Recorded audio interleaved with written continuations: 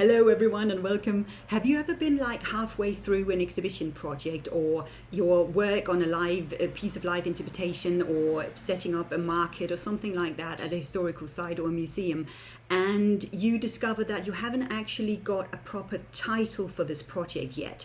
You might have had a working title and that's been going on for a long time and you kind of got used to that by now, but you haven't really got a proper title to promote this event or this exhibition or whatever it is.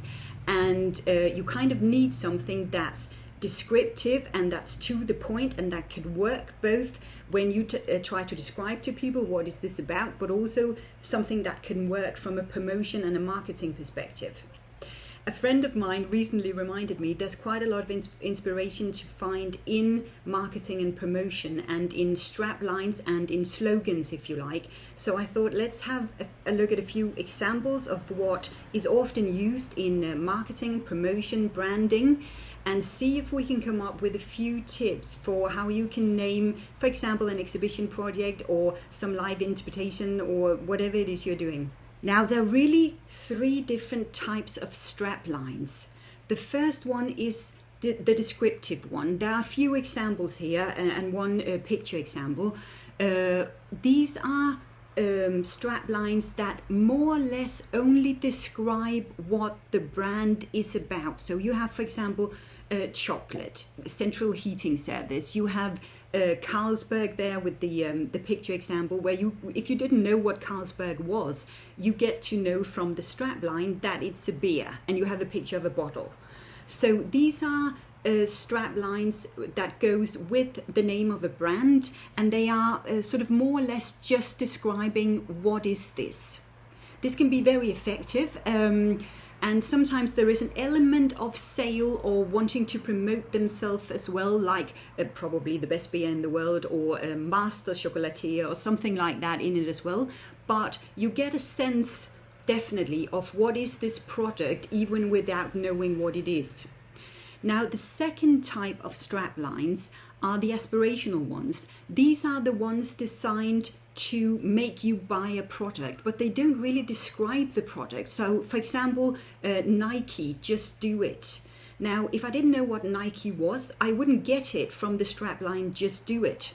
The same goes with something like, for example, L'Oreal there, the example, because you're worth it. Now, if I didn't know that L'Oreal was beauty products and makeup and so on, I wouldn't get it from the strapline. You have a very well-known picture example there with Apple, think different. Now, these are all straplines that are meant to make you buy the product, and these sort of straplines, aspirational straplines, mainly really work if you have a brand or a product so well known that people don't really need an explanation about what they are. So you don't really have to be descriptive, you can focus solely on making people buy the product. The third type of straplines are the combination of the two. So the combination of being descriptive and aspirational. And there are, again, a few examples here. Now, Subway, if you don't know what it is, you get an idea about it being food from Eat Fresh. eBay, buy it, sell it, love it. Okay, eBay is a place where I can buy and sell stuff. A really good one, I think, that combines the two is Max Factor. If I didn't know Max Factor was makeup, I am being told in the strapline, and I'm also being told that it is apparently quality makeup because it is makeup used by makeup artists. One I really like in the picture example is the Nokia one, which is the Finnish tele company, connecting people. It's two words. It's such a lovely, very descriptive, brief, concise strapline to have. You are connecting people. And what these do are combining the description as well as trying to make you buy the product. Now, if we try and convert this to the heritage and museum sector for when we are putting up exhibitions or when we are doing live interpretation or doing guided tours or historical events or whatever it is, there are a few things we can take away with us from this. First of all, try and differentiate yourself in a positive way. Make it memorable if you can. Now, have a play with words, with rhymes, with repetition, double meaning, where it is appropriate. That might be a bit of fun you can put into this. think about what is needed the most for your audiences. So do you have an event where audiences need a description of what this is? That might not always be the case. If you are promoting something that's that people already know about, like for example, let's say a Christmas market, that's something that most people know about. It doesn't need a lot of explanation. Then you might be more aspirational in your approach to this, or you can choose to be a combination.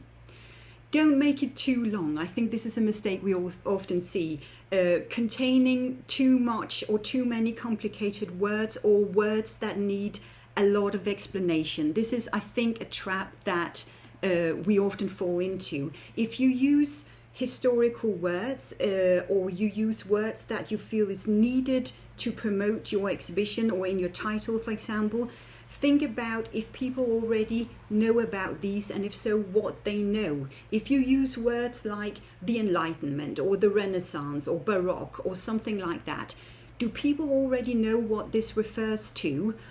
Or do they know anything about this specific time period or something? Think about what people associate with the words you use as well, and try not to use words that requires a lot of explanation. That can come later on. Also think about the tone in terms of being positive. Do you want engagement? For example, like a call to action. Often you see words like discover, come and discover, or come and explore, or something like that. Do you want to make this engaging? Are you appealing more to perhaps memories or feelings, traditions? That can be the case in, for example, a Christmas market where you have a bit of nostalgia coming in, and a lot of people love traditions around certain seasons like Christmas or Easter, for example. It might also be that you are seeking to provoke a little bit. It might be you want to spark some discussion here. And think about the social context that you are trying to reach into when you come up with a title and a potential strapline or subtitle, if you like. Do you have any really good examples, perhaps from the museum and heritage sector, of titles, subtitles, straplines, slogans, and so on, where perhaps a combination of the descriptive or the aspirational or something completely different has been used to capture audiences and reach out to audiences?